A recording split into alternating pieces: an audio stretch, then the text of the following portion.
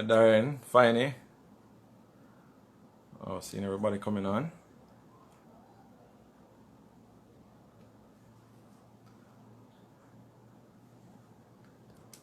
Well, welcome everyone, those who are joining us for our first Ballaz IG Live.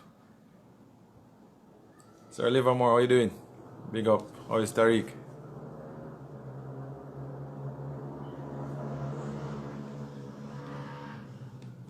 Yes. Yo, it's best up. Tariq is here. Heal up, Tariq. Delisha, what's up? Kevin Mo Young, how going?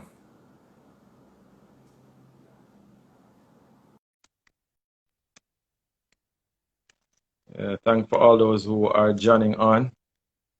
Big up, Kevin. Big up, big up. Simo, how going? Yeah, man, I say I'm good. this thing is the first I'm doing this, so you have to bear with me.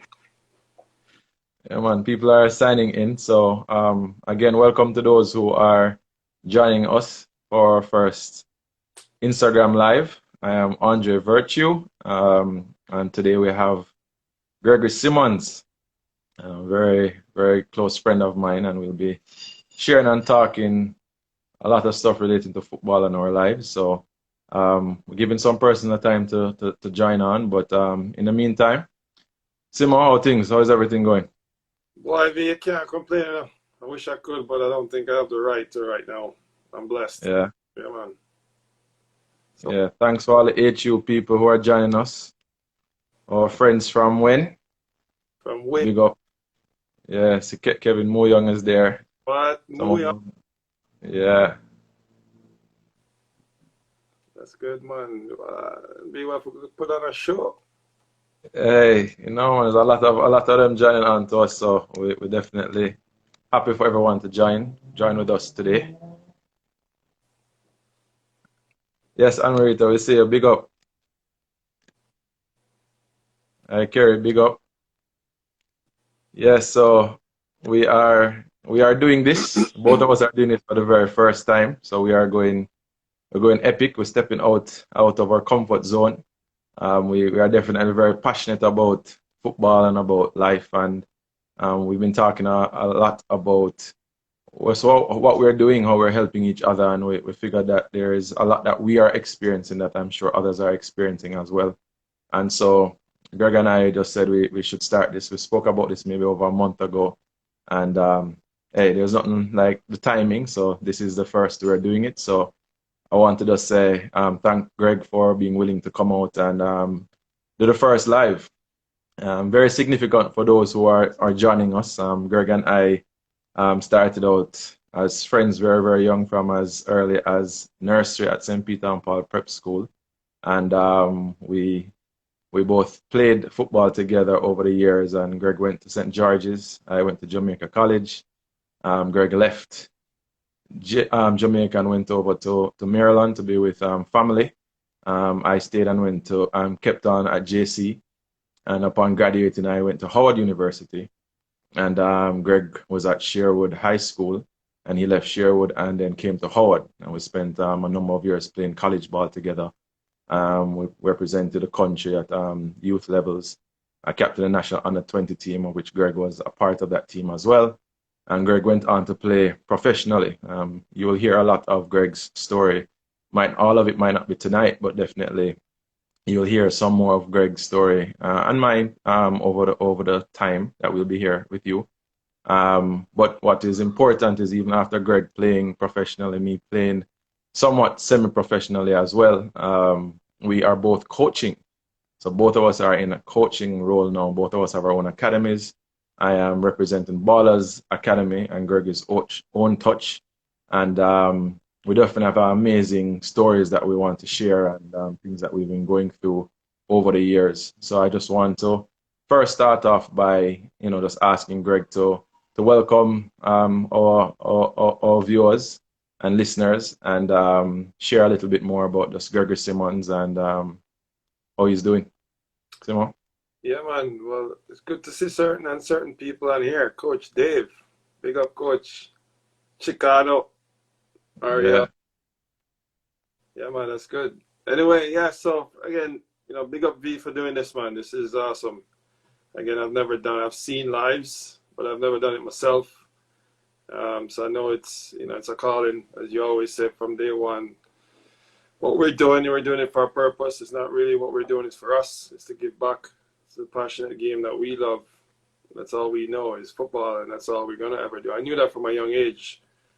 If I wasn't going to be a top professional player in the best league in the world, I was going to be involved with the game somehow, some way, if it's behind the desk, but it has to be related to football. So we're blessed, V. We're still doing what we love, and a lot of people around the world, have jobs, and it's just a job. For us, this is not a job. This is our passion. Yeah. So we're very fortunate to be getting up every day and doing what we love, and giving back to the youths. Because again, for me, the youths is the foundation, and I've always been passionate about helping individuals and players achieve their goals. I've experienced certain things in my career and as a person, as a youth, that I think is my calling to give back and help. So for me, that's it, V. I mean, it's, obviously, we grew up together in Jamaica, and we had a lot of ups and downs, and, but for me, that was the best life, playing in the dirt and, with no shoes, and we always over each other's house, kicking the ball and mashing up our parents' floors, and, those type of, it was just great, and again, we grew up together, prep school. I know you made a wrong move. I went to JC, but, we'll forgive you, man like Yo's and Jay can talk about that. I know Muyan across the street from me, a big rival, but still family. But yeah, it's been great, V. Can't complain at all. Yeah. Yeah, so Simo, obviously, you and I have a lot of history. We can talk about a lot of things, and obviously we are currently at a stage of our lives where, as you said, we see the sport in a way that it can touch lives, it can change lives, and you are the owner, you have the visionary, you're doing Own Touch. Many people don't know what Own Touch is and whatever, so maybe you can just share a little bit of just coming out of your playing days. I think we'll have an opportunity one day to talk about that a little bit more, but right now, if you could just share, currently you are Own Touch. Who is Own Touch? What is Own Touch about? And you can just share a little bit about that. That would be helpful for us. Yeah, so just to go back from the beginning, when I was playing and in the off season, I would be, come to Richmond where, we settled. My wife's from Richmond, so we settled here, and I'd come home in the off season and start just get involved with coaching a local youth clubs. And I think I had in them times you play like 6 months and you're off for like 6 months. So we had a lot of time. So I ended up coaching a team, and while coaching the team, in America, in U.S. soccer, it's, I was coaching a team, and a lot of my kids couldn't control and pass. They didn't have the basics of the game. And the directors were telling me, focus on the weekend, compete. I'm like, I can't compete if these kids can't make 2 passes. So, over a period of time, I'm like, hold on, this is backward. This is not normal. This is not what my coach had taught me, and this is not the way I was brought up. So we used to players with skill, and you can juggle, and you can control, and you can pass. So then I realized that these kids don't do that in the streets. They don't play. They only play when they're with the clubs. So I started doing some privates with some players that I saw have a potential, and they love the game and they're passionate for the game. So I started doing some privates just because I wanted to help them. Then it started going into smaller groups, and then it just got a lot of interest from parents. And then I realized, you know what? I kind of like this. I'd rather do things the right way and not get into the politics of youth soccer in America, where it's just a numbers game.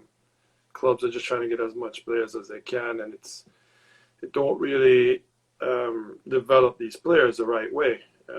Club soccer does have a part to play. They provide teams and leagues and referees and jerseys, but for me, that wasn't my calling. I was passionate more about helping individuals get better. So then I know, start doing some, asking questions. And, for me, when I was doing privates, it's free. Or if parents want to give me a little thing, they give me a little thing. It wasn't about money. It wasn't about, I just love, the game, and I was helping individuals. So, and then I find out that, guys were charging some non-football players, telling these parents they played in Europe or play in a funny accent and they play in Africa and all kind. And I'm like charging $75 an hour. I'm like, what? $75 an hour? And these kids are doing like 3-4 sessions a month. I'm like, wow, this is crazy. And I watch those sessions and they're not doing nothing. But Right. they didn't know any better. So I was like, you know what? That's too ridiculous. I mean, they're robbing the people of money. So I'm like, how can I figure out how to help these kids more in a culture where we grew up, where they can come in anytime and they can play and they can train and have a culture. We build a culture where this is a home. This is their gym. Yeah. We can go on the street and we can play, and coach will come pick us up and we're just gonna play a ball. It's free and it's no pressure with money. So then I had a friend, a parent actually, and we were reasoning, and I said, how can we do this, man? You can't be charging $75 a session. Plus, you're doing a private. You need small group. You need to be able to play. So then we just came up with a formula. I was like, I didn't care. I didn't know nothing about finance. I didn't care about the business side of it.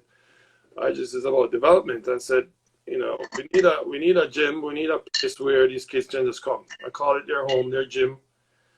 And they can just come in and parents just pay a monthly fee. I don't know what that fee is. You can't figure it out. He was a business accountant, so he knew numbers and how they run a business. I'm like, I just want to have the kids, whenever them do training twice a week, they can have somewhere that they can go and just develop them skills. So we created a program where we call it Own Touch, which is basically own your first and your last touch. You have to own it. You own the ball, you control the ball. Wherever the ball comes, you deal with it.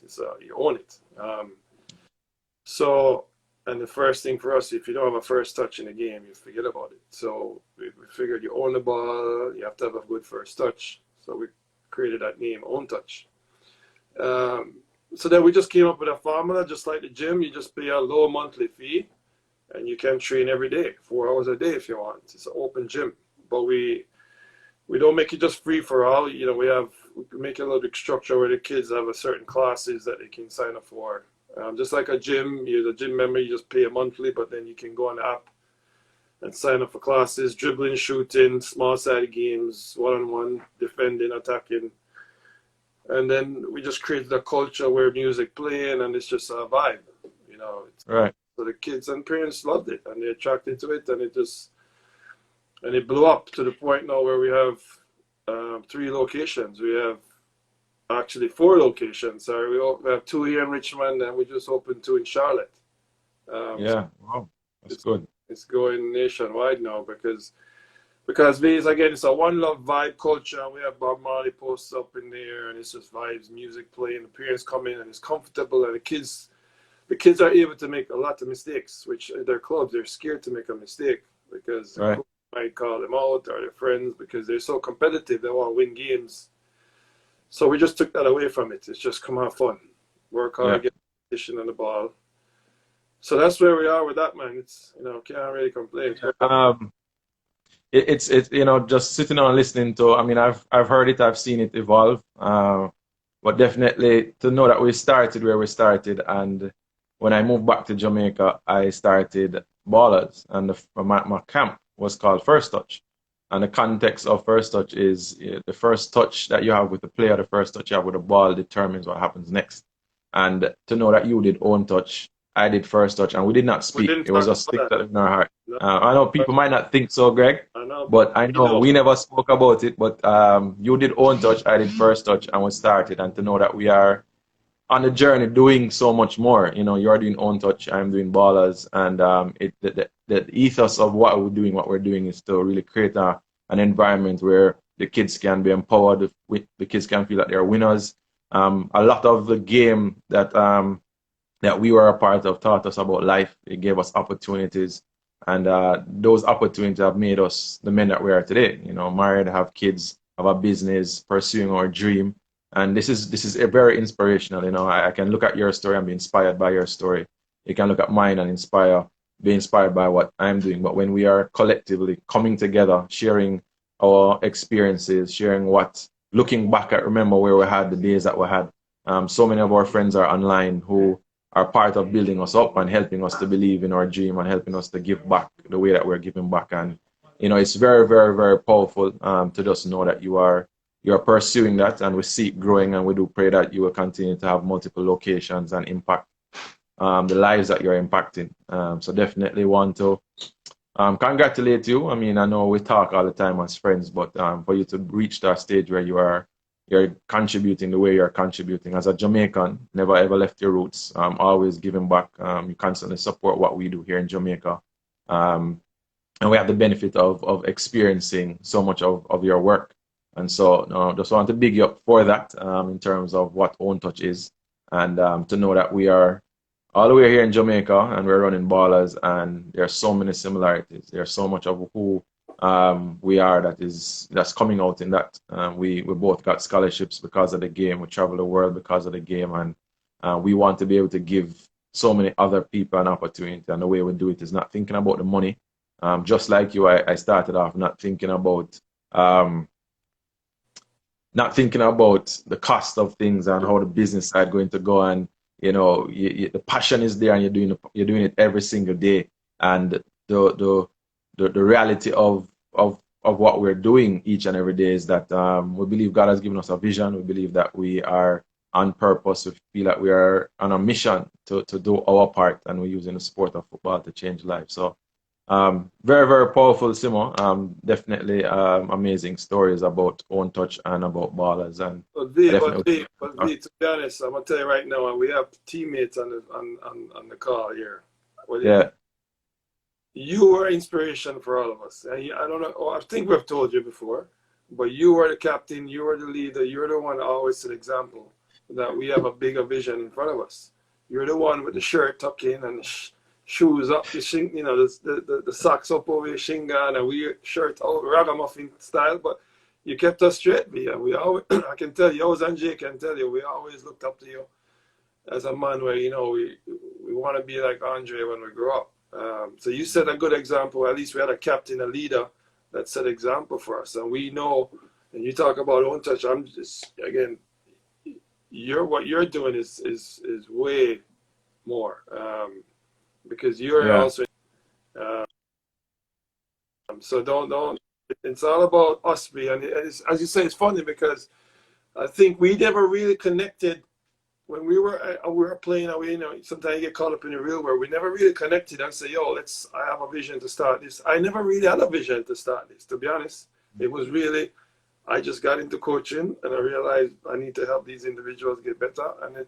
And it is where it is today. I don't know where it's going to be tomorrow, because I just still doing it for the passion. And God have a journey, and I'm just riding. You know what I mean? I just ride it and see where it takes me. Thanks for that, Simo. And obviously, as a leader, a lot of things, I learn a lot of things by being around you guys and stepping out. So definitely hearing it from my teammates and friends definitely gives a motivation to keep going. There are a lot of comments that are that are coming up. Mario asked if we could have done anything differently, what would that be, and what's next for Own Touch and Ballaz? So if you could have done anything different on that journey, Simo, I know that's a deep question, but as best as you can answer it, if you could have done anything differently, what would that be? You know what people ask? So people always ask me, right? Because I had ambition. We all have ambition to play at the highest level. We're talking about for the biggest clubs in the world, right? Everybody, want to go to Europe. Our decision to go to Howard University was a decision where if you're really that passionate about football and you want to really take it to that next level, that probably wasn't the best choice, right? Yeah. And we had opportunities to go to other bigger schools, but we chose how. And I look back today and I said, you know what? Back then we were complaining. 2 years after, I'm like, man, we should have even during should have gone to Maryland. We should have, you know what I mean? But as a grown man now, looking back, I would do it again because of the experience that because where I am today and how much I've learned and been around our core brethrens and sistrins that really mold us to who we are today. I can't complain. So to be honest, if I have any regrets, it's hard to say. I can't look back and say I have any, to be honest. Yeah. That's it. Yeah, I'm faced with that same question, Was that the right move? Should we have done that? And definitely looking back at Howard, I like you thought about, you know, had I gone to another school, where would I be football wise? But when you think about life, one of the phrases that I have is that there's a life before the game, there's Yeah. a life during the game, and a life after the game. Definitely our experience gave us so much, you know. But on a football side, I think if any one of we are highly recruited. There are so many other players that came to Howard that if we went to an Oh, individual school, if we got to a school by itself, it would be a great signing. And all of us are on one team. And yeah. definitely to experience what we experience is definitely, we don't look back with any regrets, definitely, but we definitely have learned so much from that experience, and we are who we are today because of it. So that's very, very powerful, very, very powerful that we're able to have that experience for sure. So that's why, and I So thanks for that question, Mario. Sim, I just want to just probably make just address some of the comments because a lot of people are commenting and we're talking. So, believe, Catherine, yes, we are. It's a series. We are going to continue to do this every Thursday, and we intend to touch on some other topics that will be of benefits to the parents of the kids that we coach, as well as to the players, and just to the wider football sports community. I think we are. I can go out on a limb and say that we are experts in our field. We have been around from experience, trial and error, from going through what we've gone through every single day, and we know that there's a lot that we can offer by way of encouragement, by way of advice, direction, and sharing our stories are going to be very, very helpful and beneficial. So um, definitely we are going to continue giving this. So um, I see wheels up. Looking back, wish the entire sports program had better facilities, had better funding and facilities. Yeah, so definitely we know that obviously from a funding perspective, there's so much more that we could have gotten if we had better facilities here locally, especially. We got to college and we had some things differently, but we're at Howard University where there was not much given to soccer. I remember training at 10, 11 o'clock in the night after the flag and the band, the cheerleaders and the football team. So chicken bone on the field, and changing in the hallway, and yeah. yes, for sure. Yeah. Um, so I do want to thank those we are continuing, but I do want to just make sure I big up all our Howard University friends who are online with us and giving us that Team, strength tonight. yeah, man. Definitely feel your energy and your love for joining us. Um, we definitely know that there are so many other people, so I want you to share with others what we are doing so that they can join us next week. Sim, I want to shift some gears a little bit. You know, obviously we are in an environment or a season right now where this COVID and it has really paused or impacted us in a great way. So just want to ask you, you know, how has COVID affected you and how are you, the word that everyone is using in the business world is pivoting. How are you adapting to the situation and what are you doing differently now as a coach at Own Touch? Yeah, so it's that's a good question because again, I think I was fortunate to be able to, as I said, we're doing what we love. So my first thought was, wow, how are we going to continue to help these kids? I was never thinking business first or money first. It was all about these kids are just home. I have to figure out something to get them. So all that we've worked on, we don't want them to fall off. So we're not just going to sit home and chill. So my wife was having some Zoom calls for work. I had no clue what Zoom is. So she just started having Zoom calls. So I see like 15 people and 20 people and 50 people. I'm like, whoa. So I asked her what that was. And she said, yo, it's a Zoom thing. You Zoom in. And so I got to understand what Zoom call was. And I went back with my team and said, why can't we just do a Zoom training program? So how we had that set up is, we have 4 classes a day based on their age group. We have one coach at the computer with all the kids that sign up, and then we have one coach just doing the demo. Then the coaches at the computer just start commentating or helping the kids individually, calling them name, good job, encouraging them, explaining the drill. And we've been offering that for a month now for 4 sessions a day, 5 days a week. And that's been huge. I mean, it's been a very big success. We have up to close to 80 kids a day using the platform. So you talk about pivots, just like as footballers in a game, you're not going the right way. The coach give you one formation, and you go in a situation, you have to solve the problem. So that's kind of how the football world has helped me pivot and figure out what we can do best for these kids. So it's been great, B. I mean, the Zoom, I know that's stuck probably through the roof now, but it's massive. It was very helpful. Yeah. So I mean, definitely, obviously adjusting to the environment and providing opportunity. I've been speaking to our coaches. We are definitely impacted from March. Yeah. I think March 13th, Friday, March 13th was the last official day that we had any kind of training, and since then we've not been able to operate as per usual.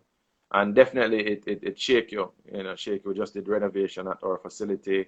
You were here with Cameron right when we were doing renovation, and it hits you so deep because you have to figure out what's next. And I remember talking to the coaches, and I said, coaches, we are pioneering, we're developing the sport, we're trying to grow. So if something comes at us along that journey and it breaks us, then from the very beginning it probably wasn't the thing that needed to be out there.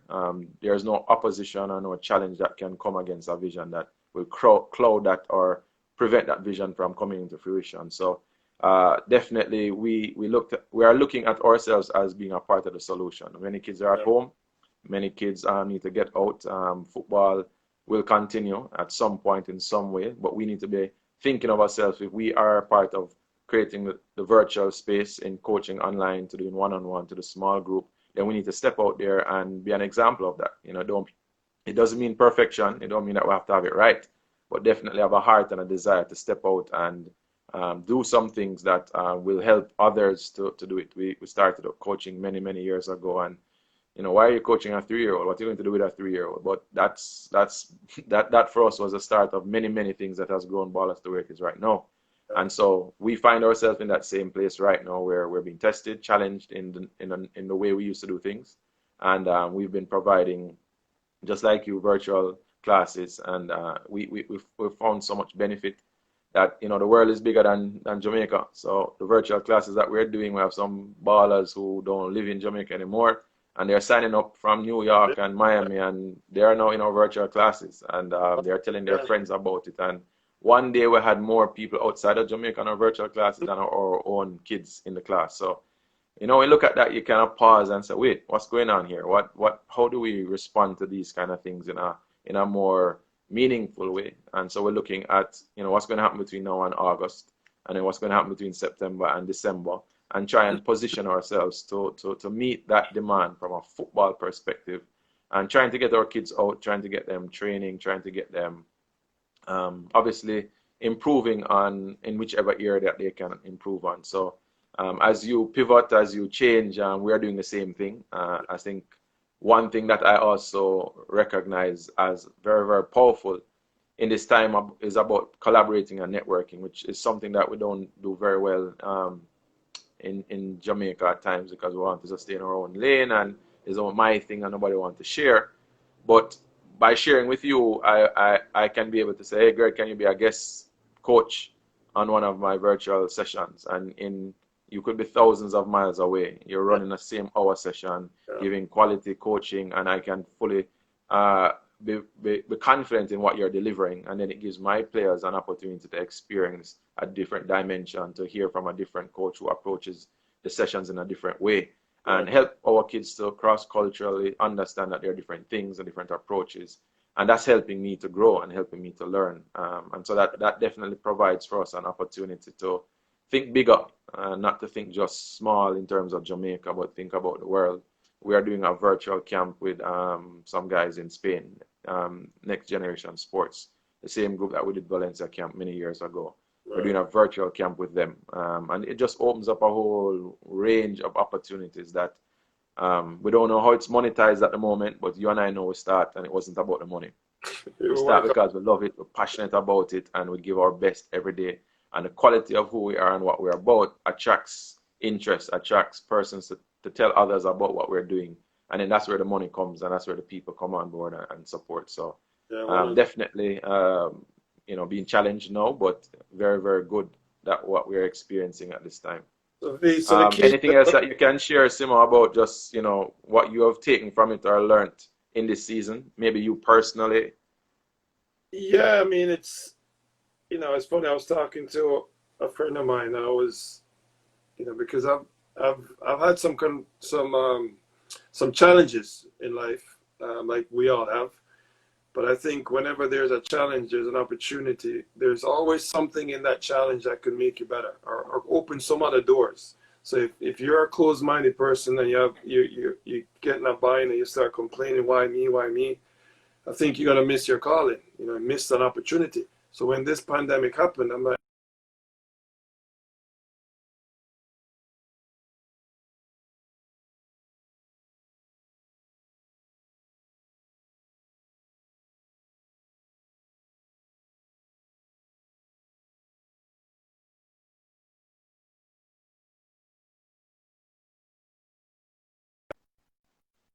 You're there, Simo? okay, Yeah, so I think it froze a little bit there. Yeah. yeah, no, I was saying there, with the pandemic, there's always opportunities in any bad situation. So you always have to have an open mind. God closed one door, He opens another one, and So I'm a believer of that, and that's what's happening. And I don't think the Zoom training would end after the pandemic clears up. It's going to continue, as you said. We'll continue to do privates online, individual sessions, even because our program is also not just about soccer. It's about mentoring the kids, helping the parents figure out what's best for their kid, or the kids have an opportunity, they have the ability, what they need to do to get to the next level. So we'll have Zoom calls with the parents and the kids. Because right now Own Touch is more a neutral entity in the club scene. In Richmond, you have 5 clubs. They all fight against not fight, but it's rivals, obviously, because they're competing for the same kids. They're competing. So we're just a neutral entity in between all of that. That the parents will come to us for advice. So we take that mentorship pretty serious. But again, for the family-wise, it's been great. At some point, in some sense, obviously, I have 3 boys, so it can be challenging with them in the house. But it gives us time to spend that we never spent before. So for me, training. We're training all the time, every day. Sometimes we go twice a day because, again, that's what I love. So now I can actually, the energy that I put in for the other kids in the community, I'm actually giving it to my kids now. Which my wife always says, you always take care of everybody else. Well, I'm to your kids. You can't, I mean? So now I have the time to really train them. So that's been great. And obviously that gives us time to spend more together.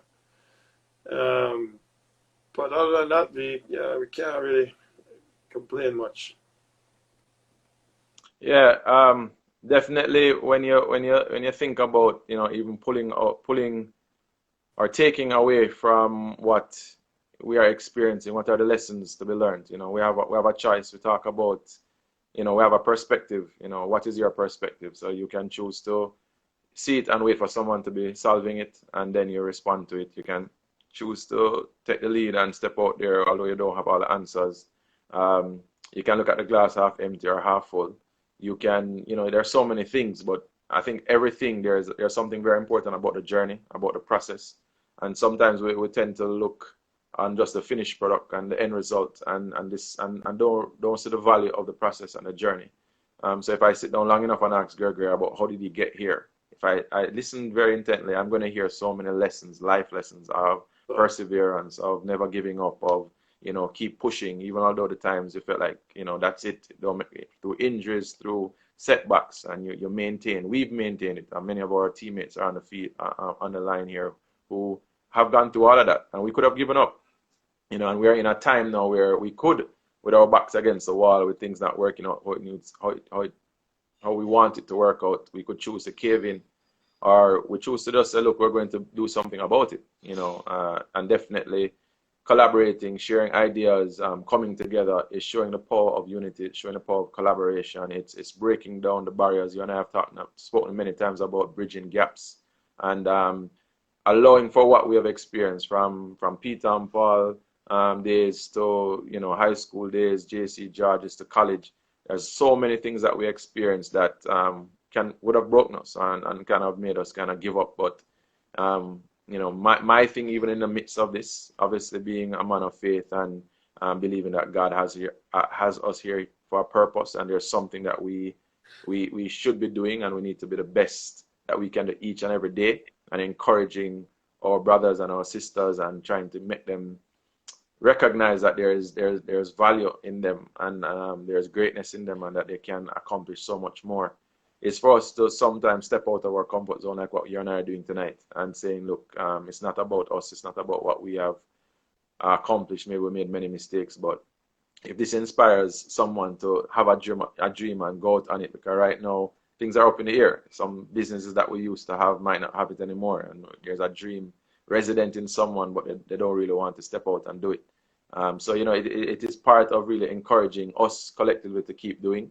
You know, give what you can give, when you can give it, how often you can give it, whatever that may be. And sometimes we think it has to be when you have the plenty, or you reach the highest point.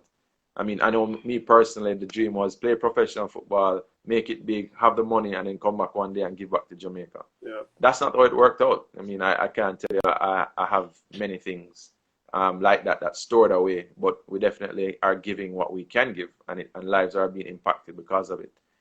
So definitely that is powerful in of itself to look at the lessons that we are learning from out of this, and to make it inspire us and push us to greater heights to accomplish other things, you know. So Yeah. definitely very powerful. Again, thanks for those coming on and giving the different comments. We really appreciate each comment coming. Thank you. We share the testimony. There's a lot that Greg can share and I can share. So when we are talking about this, we definitely said that this can't happen in one thing. So we definitely know we're going to come back with some more. But definitely, Greg, I want to ask you another important question specific into the world of football and coaching. Just shifting gears one more time. Based on what's happening around the world, you know, football as we know it, with spectators, thousands of people coming to watch, or even in the grassroots where it's just the community coming out to watch their kids play. What is it about football as we can see it? How do you see football based on what's happening? Your own personal perspective on, you know, the announcement to cancel leagues, football not being played. You know, what do you see happening in another couple of months relating to football? Well, V, to be honest, it's very sad because I'm a huge football fan. I watch football all the time. So for me to not be able to watch games every weekend, it's been tough. And I'm sure it's been tough for millions and millions of people around the world.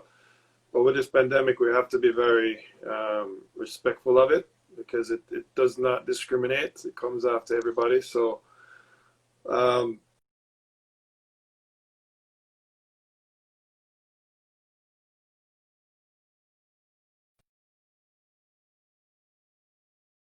are coming back.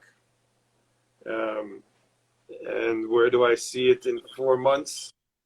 Stuff. Some leagues are canceled. Some leagues are trying their best to continue. And I know they're playing empty stadiums, but to be honest, I'd rather watch games in empty stadiums than not watch games at all. So I'm very lucky that, we are all very lucky as fans that we can actually watch the Bundesliga. I'm not a huge Bundesliga fan, but I watched some games, and it was definitely challenging. The vibe wasn't there watching the empty stadium, especially if you're not a fan of some of these teams. You don't really know a lot of these players. It's tough. But for me, I'm an English league fan. So when those games come on, I don't really care who's in the stands. I'm very familiar with the game, so I'm looking forward to those games. But it's going to be difficult, man. I don't know. To be honest, I don't know if or when it will get back to normal. Nobody knows. But I know, I was talking to Coach Dave and a couple other college coaches right now in the NCAA. They're not sure. They don't even know if they're going to have a fall season at this point. Yeah, if they do, it's going to be very modified. They won't be traveling, and then they play with local games. So when it get back to normal, I don't know. I hope. I hope we make the right decisions to figure out, and get that vaccine is very important for all of us. So we can, without that, I think we're going to be in the same limbo as we are now. Yeah. So between now and then, Uh, it's just challenging, man, and it's tough. It's not good.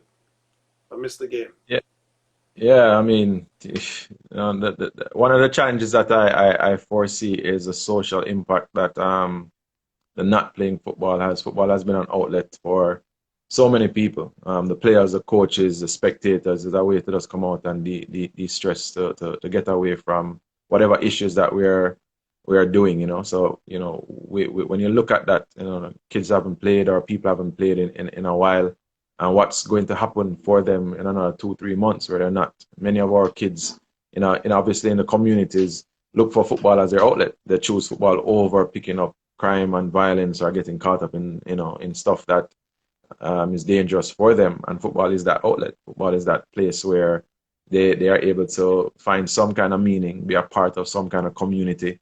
And to not have that, I think there's a price that we are going to pay if we don't find something. So it does not mean that because this is happening, it means that it's nothing. I just think it means that we need to be creative. We need to come up with different ways of providing outlets for individuals because yes, it is, and we're going to have to learn to live with whatever is the decision. But I think we have to think about the implications, the social implications of not getting these individuals out. Obviously, on a professional level, you know, these players in a Jamaican environment, the players who, you know, are accustomed to getting that little food at the end of the week, you know, that's what pays their bills, that's what takes care of their family. What happens to them now? I mean, there's no football all the way to September. They can't go out and go get another job. Football for them was their work, you know. So I'm very, very mindful of that. But when there are problems, I don't think we can cave in and just kind of wait for the government or JFF or US Soccer or UEFA to solve it. We have to think. Definitely hearing and in agreement with the comments about thinking differently, about being creative, about collaborating, and about, you know, not just thinking outside of the box, but, you know, being very open-minded about doing some things, you know, that will provide opportunities for others to get out there and play. Yeah. But I just think that, you know, football for us has been very, very powerful for for creating avenues for many. You mentioned Coach Dave. I'm in touch with him talking about, you know, how can we get our college-bound players to understand what is about to happen with NCAA. There's some of the kids that will have, Greg, who had a scholarship and can't hear from the coach, don't hear nothing from them, don't know if there's going to be even a season. And what happens to that kid who had hope, played hard, trained hard, got the subjects, have the grades, and you're going to tell him no, there's no opportunity for him to go away to school. So, you know, these are some things. I don't have the answers, but, you know, it is a world that we are in, and definitely we have to figure it out. So, you know, as we think through that though, Greg, you are coaching, and I think this is for me where the perspective is there, is that we do have an opportunity to do what we can with those who are in our care, those who we have, you know, whether it's our WhatsApps, whether it's meeting on Zoom or whatever, to encourage them, you know, that they can still be training and putting in the work to better themselves than they were yesterday. So, you know, even in that way, what are your own thoughts about that person who is sitting on there on the couches playing Xbox, or just feel demotivated and just don't feel like it don't make any sense, there's no football that's going to be played? What do you say to that kind of individual? I know we're talking about sports, but, you know, we're talking about anything. As somebody in business world who thinking the same thing. So what would you say to them? So as I tell our players, and, you know, I tell our players all the time, we get on a call, I said, this is your time. It's you on the ball. You know, before you had an excuse that you don't have time to spend with the ball because you have school or you have training with a group. I said, right now, the ball needs to be your best friend. You on the ball, play every day. Hours. You have hours now you can spend with this ball. If you care about your development and you get to the next level, it's about you right now. So make the ball be your best friend, kick it off the wall, juggle. Don't depend on anybody. Right now, before you could depend on people, depend on your coach to help you, now it's about you. So now it's self, individuality. At the end of the day, individuals need to make sure they're good enough to help the team get better. So right now, everybody should be taking the time with their ball. If you don't have a ball, you box like whatever. You need to use this time as self-reflect, look within, and just think about you and how am I individually going to move forward. Let's not complain that I can't train my team, so I cannot go get better. I don't have a coach to help me. There's platforms that can help you individually. If you have the internet, you can go on and get individual drills and just get you on the ball. So those are the players that you will know that will really take it to that next level. This is a time, I tell my own kids, this is a time. You want to become a better juggler, a better passer, a better dribbler, better first touch, get it on a wall, one touch and control and pass. Like just you on the ball, spend 2-3 hours a day, and I guarantee you'll be a better player now than you were before this pandemic happened. So it's, like in life, it's just about now we can sit and reflect. We can slow down. Like for me, I was able to actually slow down and really think about what my plans are, what's my real passion, or how am I going to make the next kid better? What do I need to fix in my organization as a staff, as a boss? How can I communicate better with my staff and, get on calls and really not have to be stressed about certain things like we are when we're in the real world. We're just buzzing and we're just moving. Now we can appreciate each other. Now we can thank each other. So it's reflecting individually, not just the players, but as adults and parents, coaches. You can spend time with your lesson plan. You can study the game even more as a coach. Watch different documentaries on Pep Guardiola. You can study as a coach. You can become better by doing studying. Yeah. So instead of finding an excuse and saying, just sit down and do nothing, this is a time to self-reflect. We're going to get back in the real world. You want to get back in the real world better than you were. And that's a challenge for me. And that's what I challenge my players, my coaches, and my management staff. So I think that's pretty much, I think is very powerful. Yeah. Yeah, some very good points there, Greg. And we know this is why we say sport mirrors life. I know we're talking about football and coaching, but any industry right now where you find yourself not doing what you used to do gives you an opportunity. If you're a graphic artist, if you are a musician, you use some very powerful words, reflection, pause, take a time to reflect on your life. What are some of the things that you are doing that you realize hasn't really brought the success that you want. You want to kind of reflect on that and say, what can I do differently today to make sure my tomorrows are better? How can I improve on what I had yesterday to make sure that I can have something better tomorrow? And that you look at different things and try and do that. So definitely, as you said, that it's a part of even the same conversation we're having here with our coaches in terms of e-learning and coaching education and the importance of retooling, the importance of you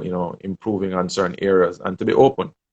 And it's hard for some of us, with egos and the pride, and you don't want people to see you failing and so on. But this is where you create a community, trusted people around you who you can, say, hey, take a look on my session, what you think about it, what could I improve on? And that way you're able to keep improving. So the powerful part about it, I think, or the takeaway that I would have based on that last comment is, in 3 months' time, when someone comes and says, what did you do? 4 months, 5 months, 6 months, a year, what did you do when you had more time to reflect and more time to do? Well, I really didn't do much. Where there are others who are doing a lot in that time and you weren't. And so they are going to be ahead of the game. They are going to be prepared for what happens when the doors open and when you start flying and when there's a vaccine or whatever comes. So you can't afford in this season to sit down and not do anything. You can't afford to sit down as a player or as a coach or the business and entrepreneurs that we have that are listening to us and say, we have to take up and ensure that we are not just learning, but we are growing. At church, we're talking about we're not just going to go through what we're going through, but we have to grow through it. So definitely have to be stronger. We have to be wiser. We have to obviously build our resources around us, our support systems, and step out into the unknown world, but step out with a little bit more confidence because you have more knowledge, you have more you have done more research, you have put in the hours. My son Christian has been doing some work on his own, and I see the improvement. I see him just taking up the ball and developing commitment on his own, managing his own time and out there because he wants to improve. And I've been encouraging him to just continue to do it because it will, there's no way that he'd put in that work that is not going to bear fruit for him down the road, whether it's in life or in the sport. And I think it's a very powerful time for us to be able to do some stuff. Spend more time with the family definitely is important. Valuing each other and the role that each other plays in your lives is important. For us as parents, helping our kids to process this is new to them. Processing something so great is very challenging. So if you are able to ask them questions and help them to think through what they are what they're experiencing and put voice to it, I think that is it. That is it that we would have to come up with, helping that child or those players to really understand what's happening in the quarantine time, what's happening in the curfew time, and how they itself are responding and how they are processing. How do you feel being in quarantine and you can't play ball? How do you feel being on online classes? I think these are some of the things that we have an opportunity as parents, coaches, caregivers to help our next generation. We have to help them because if they don't understand what's happening and are not able to process it, it's a huge thing, So definitely there. Yeah, Simo, it's a lot. I know we're talking about a lot. Again, I want to acknowledge all the comments that were coming in from our HU family, our family and friends that are giving us different comments about what we're doing and what we're talking about now. So thank you guys for that. I know there's so much more to talk about. I have a parting question for you, Greg. I know you and I spoke before, but in light of going into our more personal lives and what brought us where we are and how we got to what, I think we have to do a part two. So same time next week, Thursday, there will be a part two where, Greg will talk about his football journey, maybe some of the roadblocks and the issues that he faced growing up. I'll share as well with me. So there's definitely something to come back and listen to next week, and then we'll announce next week who are guests. Yes, let's get dressed now. We are in the discussions about doing Ballaz TV. We definitely are going to step up the game. Andre Virtue for president. Yeah, that's a different conversation altogether. But Greg, I think in closing, so we do look forward to coming back and talking about some more stuff. But in closing, Greg, if there's someone that is watching us or will see this video at a later time, we have been through a lot in the last couple of months, and you have an opportunity to say something to encourage and inspire someone. What would you say to them now? For me, I like to talk to the youths, and I know their experience on here. But as a youth growing up in Jamaica, and I guess we'll get into this more.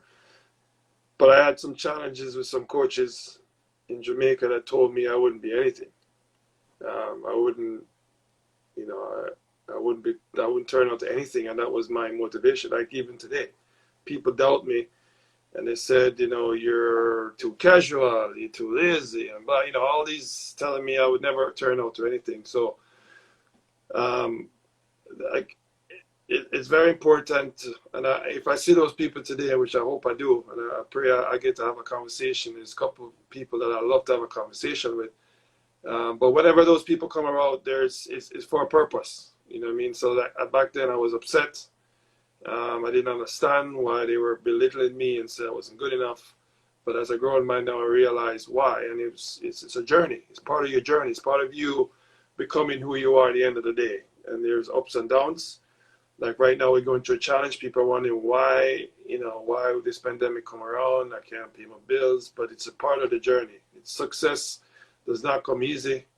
But you have to have the faith and the belief that at the end of the day, the road's going to be smoother. And that will be one of my main things. I know we'll get into it more next week, or in the future.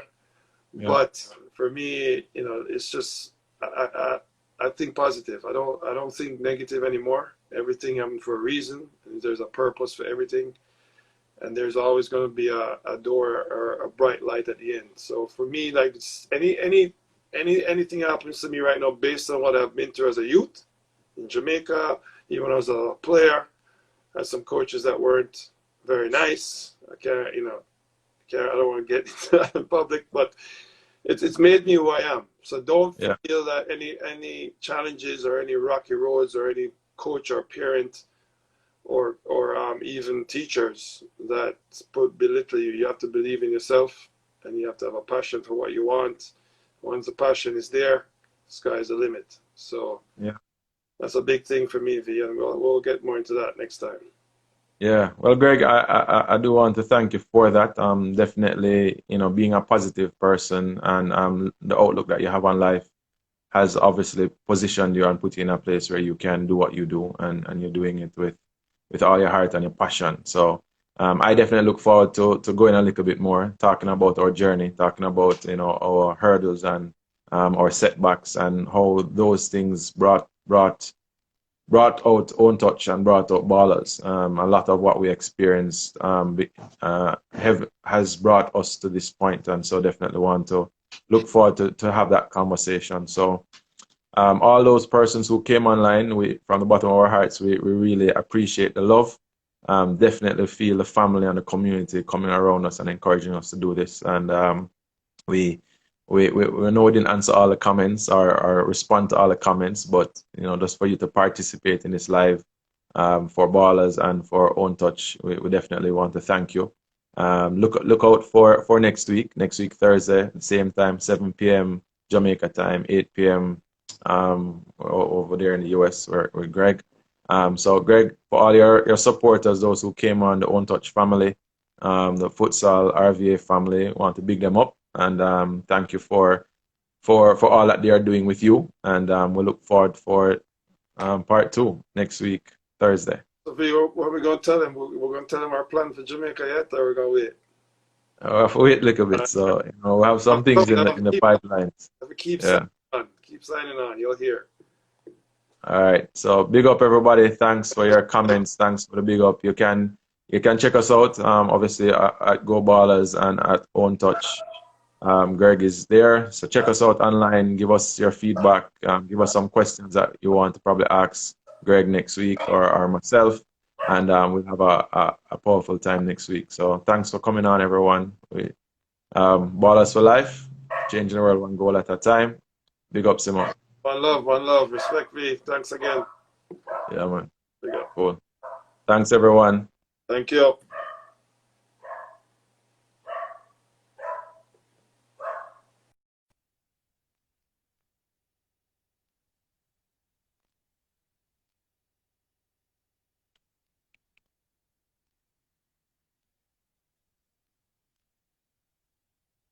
Yeah, those of you who want to go online, info@GoBallaz is our email address. So you can send emails there or follow us on Instagram. Big up Kwame. Wheels up. Big up Mom to Case. Big up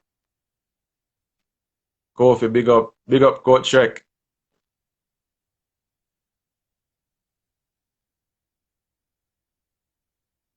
Send questions to info@goballaz.com. You can send the questions there, or you can post the questions on our IG page at @GoBallaz. Zidane, let's get dressed now. Thank you.